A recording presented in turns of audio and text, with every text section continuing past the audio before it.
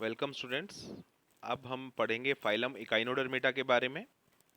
तो phylum Echinodermata में हमको अबाउट 6000 स्पीशीज देखने को मिलेंगी।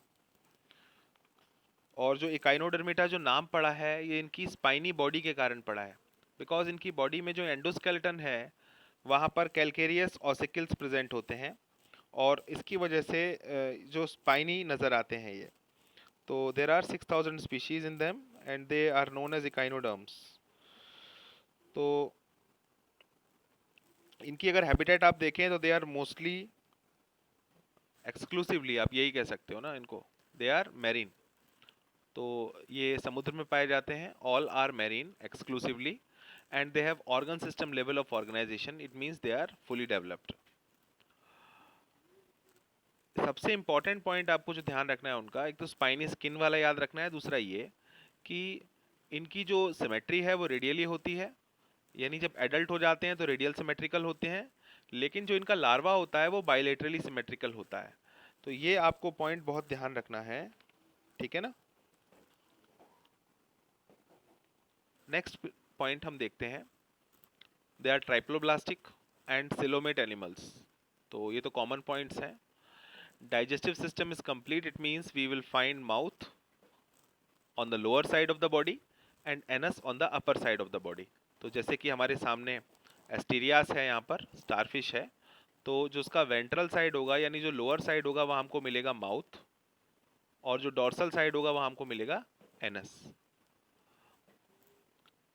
Next thing is the most distinctive feature of echinoderms is the presence of water vascular system which helps in locomotion, capture and transport of food and respiration. तो इनके पास water vascular system होता है जिसमें water flow होता है इनकी body के अंदर, और इसी के हेल्प से ये अपना मूवमेंट भी कर पाते हैं, बिकॉज जो वाटर वेस्कुलर सिस्टम होता है उसके साथ ट्यूब फीट्स भी अटैच होते हैं। तो ये ट्यूब फीट्स इनको मूव करने में हेल्प करते हैं ओवर एनी सरफेस।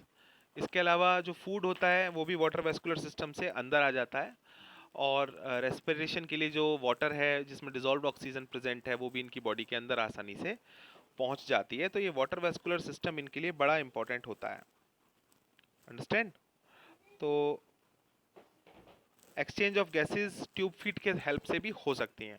तो इसका जरा वाटर वेस्कुलर सिस्टम चेक करते हैं। सिस्टम, तो इसमें आप देख पा रहे हैं सबसे पहले मेड्रीपोराइट, सबसे इंपॉर्टेंट पार्ट। तो मेड्रीपोराइट जो होता है, यहाँ से आप देखेंगे कि वाटर अंदर आता है इनकी बॉडी के।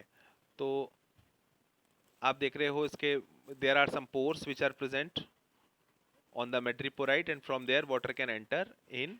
एंड जब ये वाटर अंदर आएगा तो मेड्रीपोरिक कैनाल में जाएगा, और मेड्रीपोरिक कैनाल जो होती है फिर वो जुड़ी हुई होती है रिंग कैनाल के साथ। तो आप यहाँ देखो, 1 2 3 4 5 रिंग बनी हुई है ना। तो इस रिंग कैनाल में पानी जाएगा, उसके बाद रिंग कैनाल से जो पानी है वो रेडियल कैनाल की तरफ जाएगा। ये रेडियल कैनाल हो गई फिर हमारी। तो हमने अभी देखा इसमें कौन कौन सी कैनाल्स हैं, मेड्रीपोरिक कैनाल, फिर रिंग कैनाल, और फिर रेडियल कैनाल। तो उसके बाद हर रेडियल कैनाल से लेटरल कैनाल एसोसिएटेड है, और लेटरल कैनाल से जो पानी है it will go to the tube foot.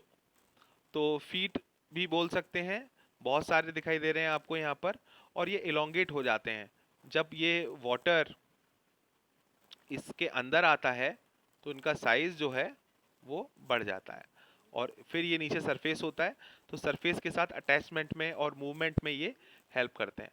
तो ट्यूब फीट जो होते हैं इनके अंदर क्या होता है, इनके अंदर वाटर का इनपुट होता है, और वाटर के इनपुट होने से ये एलोंगेट होते हैं, और फिर ये सरफेस पर अटैचमेंट अपना बढ़ा देते हैं।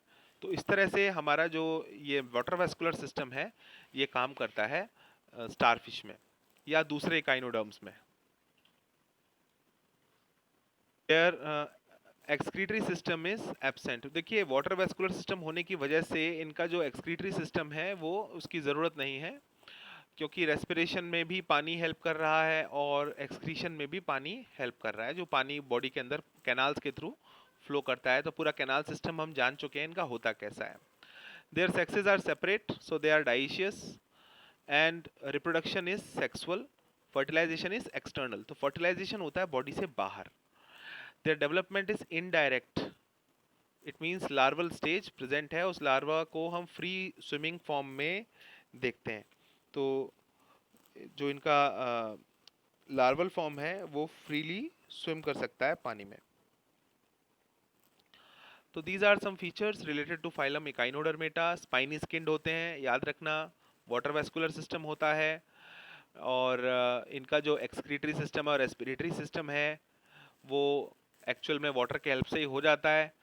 और सबसे इम्पॉर्टेंट चीज़ ये याद रखना कि जो इनकी सिमेट्री है वो एडल्ट्स में रेडियल सिमेट्री होती है, लेकिन इनके जो लार्वा होता है उसमें बाइलेटरल सिमेट्री देखी जाती है। एंड एक्सक्लूसिवली मैरीन फाइलम है। एग्जाम्पल्स हैं एस्टीरियास जैसे कि स्टारफिश, इकाइनस, एंटीडॉन, क्यूक्यूमेरिया, ऑफ्यूरा। ये कॉमन नेम्स से आपके एमसीक्यू बन सकते हैं इसमें, तो याद करना पड़ेगा इसमें आपको काफ़ी। Next phylum is the phylum Hemichordata. Phylum Hemichordata का जो है अगर हम हिस्ट्री देखें तो पहले इसको फाइलम कॉर्डेटा के अंदर ही एक सब फाइलम के तौर पे रखा गया था, लेकिन आगे चल के इसको फाइलम अलग से एक बना दिया गया, सेपरेट फाइलम बना दिया गया, और इसको नॉन कॉर्डेट्स का पार्ट बना दिया गया। ठीक है, तो इसलिए आप ध्यान रखना ऐसा क्यों किया गया था। एक्चुअल में स्टोमोकॉर्ड जो थी, स्टोमोकॉर्ड है इनके पास, ये देखिए। तो स्टोमोकॉर्ड जो होती है इसको नोटोकॉर्ड के साथ कंपेयर किया जाता था पहले, और कहा जाता था कि it is somewhat related to notochord. तो it is present basically in the proboscis, है ना। तो यहाँ पर प्रोबोसिस कॉलर, यहाँ पर आप देखेंगे स्टोमोकॉर्ड आपको मिलेगा। तो स्टोमोकॉर्ड को किसके साथ रिलेट कर रहे थे, नोटोकॉर्ड के साथ पहले, लेकिन बाद में इसको सेपरेट कर दिया गया because of the structure of these organisms. Basic structure जो इनका है वो वॉर्म लाइक है, और इसलिए इनको कॉर्डेटा से हटा करके एक अलग फाइलम का पार्ट बना दिया गया। तो हेमिकॉर्डेट्स जो होते हैं इनका स्ट्रक्चर जो होता है वो वॉर्म लाइक होता है, और इनके कॉलर रीजन में आपको स्टोमोकॉर्ड देखने को मिलती है। जो स्टोमोकॉर्ड होती है इसको कंपेयर किया जाता था नोटोकॉर्ड के साथ, ये हम डिस्कस कर चुके हैं। ये जो हमारे सामने ऑर्गेनिज्म है जिसको हम बेलेनोग्लोसस कहते हैं, इसका एक नाम है टंग वॉर्म। टंग वॉर्म, टंग वॉर्म नाम क्यों पड़ा हुआ है, बिकॉज ये जो प्रोबोसिस है ये टंग की तरह नजर आता है, तो इसलिए इसको टंग वॉर्म भी कहा जाता है। It proboscis appears as a tongue like projection, hence the name tongue worm is given to them. The collar is a muscular region which bears mouth ventrally below the proboscis. तो अब क्या होता है, जो अपना कॉलर रीजन है, इस collar reason में आपको क्या मिलेगा, माउथ मिलेगा, जो कि प्रोबोसिस से नीचे की तरफ प्रेजेंट होता है। तो कॉलर रीजन कहाँ से शुरू हो जाता है, यहाँ से स्टार्ट हो जाता है, ये पूरा कॉलर रीजन है। और माउथ कहाँ पर है, यहाँ पर प्रेजेंट है, किधर, इधर वेंट्रल साइड पे है। और प्रोबोसिस आगे टंग की तरह प्रेजेंट है, टंग। ठीक है, तो ये जो आप बेलेनोग्लोसस होता है, it is a marine animal which lives in U shaped burrows in the bottom sand. तो जमीन पर जो मतलब समुद्र में जो सैंड होती है उसमें ये यू के आकार की बरो, बरो का मतलब होता है सुरंग टाइप की, वो बना लेती है, और ये बेलेनोग्लोसस उसके अंदर रहता है। एंड इसका किस चीज पर फीड करता है, it feeds on organic matter. Okay, तो ऑर्गेनिक मैटर जो अपना सी सरफेस पर प्रेजेंट होता है उसके ऊपर ये फीड करता है, और इस तरह से इसका जो है पूरा सिस्टम चलता है। This phylum is basically a group of animals which are worm like, marine. They have organ system level of organization, and they are bilaterally symmetrical, triploblastic and coelomate. Their body cylindrical, तो पूरी body आप देखो कैसी है, warm like है, cylindrical है। आगे वाला पार्ट है प्रोबोसिस, फिर कॉलर है, और फिर लॉन्ग ट्रंक है इनका, पीछे का ये पूरा पार्ट है, कॉलर के बाद ये पूरा ट्रंक कहलाता है। सर्कुलेटरी सिस्टम ओपन टाइप है, रेस्पिरेशन गिल्स के हेल्प से होता है। तो जो अपना कॉलर रीजन है, यहाँ पर जो है गिल्स भी प्रेजेंट होते हैं और जो रेस्पिरेशन है उसके थ्रू हो जाता है। तो नेक्स्ट थिंग देखते हैं इसमें, excretory organ is the proboscis gland.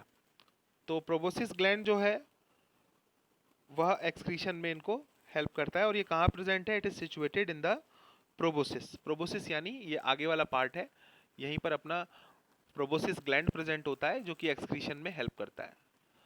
Sexes are separate, it means ये ऑर्गेनिज्म कैसा होता है? यूनिसेक्सुअल होता है, males and female are separate. Fertilization takes place in water, it is external, and development is indirect. Indirect होने का मतलब है कि लार्वा प्रेजेंट होता है, और लार्वा जो होता है इनका वो फ्री स्विमिंग होता है, और लार्वा का नाम है tornaria larva. Tornaria larva, it is free swimming larva. Okay, तो आप यहाँ पर बेलेनोग्लॉसस और सैकोग्लॉसस के एग्जाम्पल्स लर्न कर सकते हैं, ठीक है। और ज़्यादा नहीं जाना है, बस ब्रीफ इंट्रोडक्शन काफ़ी होता है। तो फाइलम हेमिकॉर्डेटा में इतना ही। Thank you students.